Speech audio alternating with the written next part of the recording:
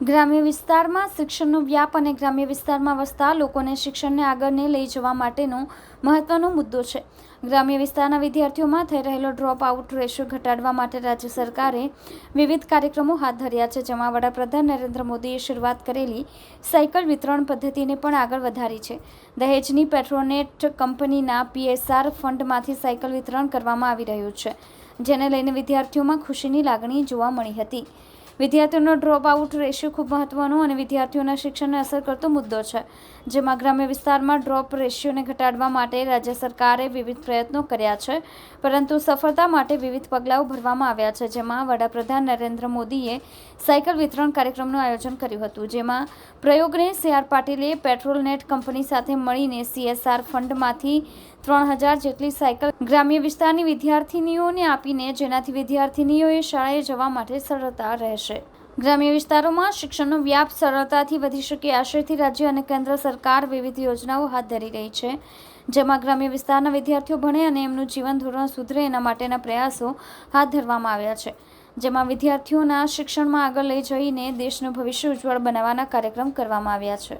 મારું નામ રિયા નરેશભાઈ છે. મારું ગામ અને જે તમામ દીકરીઓને જે સાયકલનું આજે વિતરણ થયું ટોકન ₹100 અને જે બીજી મળવાની છે, એવી તમામ દીકરીઓ વાલીઓને ખાસ નમ્ર વિનંતી કે સાયકલનો સદુપયોગ થાય અને આપ આવતા વર્ષે ધોરણ 9માં અચૂક પ્રવેશ મેળવો તો જ આ આપણા કાર્યક્રમ અને સાયકલ મેળવેલી સાર્થક ગણી શકાય. માનનીય પાટીલ સાહેબે પણ એ ચિંતા વ્યક્ત કરી છે કે દરેક દીકરીઓ શિક્ષણથી વંચિત ના રહે, એટલા માટે સાયકલ આપી રહ્યા હોય ત્યારે એ તમામ દીકરીઓ 8માની છે, તમામ આવતા વર્ષે 9મા ધોરણમાં પ્રવેશ મેળવે અને પોતાનું જીવન ચરિતાર્થ કરે. महिलाओं के सशक्तिकरण के लिए हम विभिन्न कार्यक्रम आयोजित करते रहते हैं, जिसमें खास तौर से हमारी महिलाओं की स्वास्थ्य संबंधी समस्याएं, उनके हेल्थ चेकअप, उनके अदर रिक्वायरमेंट जो होती हैं उनको पूरा करते हैं. इसके अलावा गर्ल एजुकेशन के क्षेत्र में भी हम बहुत सारे प्रोग्राम कर रहे हैं.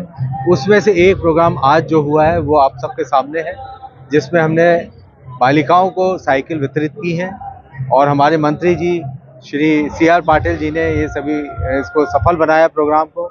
और हम इस तरह के और भी प्रोग्राम करते रहते हैं, केवल साइकिल वितरण ही नहीं, स्वास्थ्य से संबंधित समस्याएं या किसी तरह की और भी किताबें, स्टेशनरी, इस तरह की समस्याएं, स्कूल्स के डेवलपमेंट के लिए बिल्डिंग को बनाना, स्कूलों को डेवलप करना और भी जो शिक्षा संबंधी कार्यक्रम है, खास तौर से बालिकाओं के लिए, महिलाओं के लिए, उस तरफ हम ज़्यादा से ज़्यादा काम करना चाहते हैं, क्योंकि हमारा उद्देश्य ये है कि ज़्यादा से ज़्यादा महिलाओं को हम शिक्षित करें और आगे बढ़ के वो आगे रोजगार में आए और आगे उद्यम में आए, जिससे कि वो उनकी भागीदारी बढ़ेगी समाज में.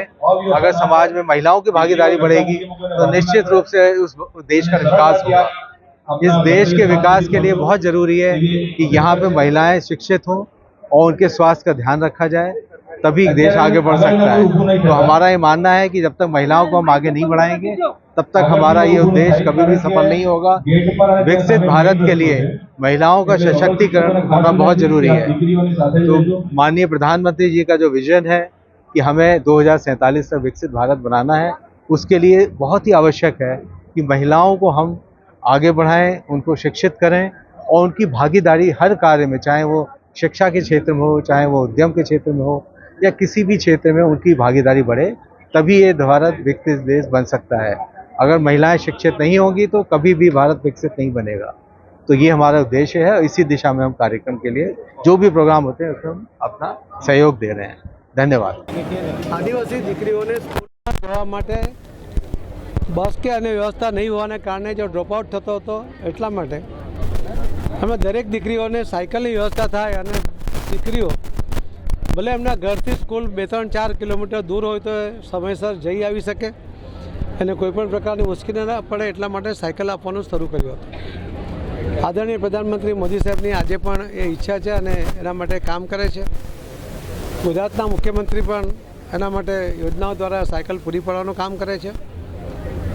પરંતુ નવસારી સંસદીય મત વિસ્તારની અંદર પેટ્રોલિયમ મિનિસ્ટ્રી તરફથી એમના મંત્રી શ્રી હરદીપ પુરીજી, એમને અમે રિક્વેસ્ટ કરી હતી, એમણે CSR ફંડમાંથી લગભગ 2.5 કરોડ જેવી માતબર રકમ ફાળવી આપી હતી અને એ રકમ તે વખતે ઇન્ડિપેન્ડન્ટ ડાયરેક્ટર તરીકે મુકાયેલા સુરતના માજી ડેપ્યુટી મેયર શ્રીમતી સુષ્માબેન, એમણે આ વાતને ફોલોઅપ કરી હતી અને 2.5 કરોડ રૂપિયાની રકમ મળવાને કારણે આપણે એક સારી કન્ડિશનની મજબૂત સાયકલ આ દીકરીઓને આજે આપી છે. આ દીકરીઓ આ મજબૂત સાયકલ સાથે મજબૂત શિક્ષણ એ મેળવે અને એના દ્વારા સમાજને બી શિક્ષિત કરે, એમના કુટુંબને પણ શિક્ષિત કરે અને આખો સમાજ શિક્ષિત થાય. એના માટે દીકરીઓને શિક્ષિત કરવી અત્યંત આવશ્યક છે. એ કામ આજે નવસારી સંસદીય મતવિસ્તારમાં શરૂ થયું છે. આજે 3000 સાયકલો અપાઈ છે. હજુ પણ બીજી વ્યવસ્થા કરીને બાકીની દીકરીઓને પણ સાયકલ આપવા માટે અમે કટિબદ્ધ છીએ.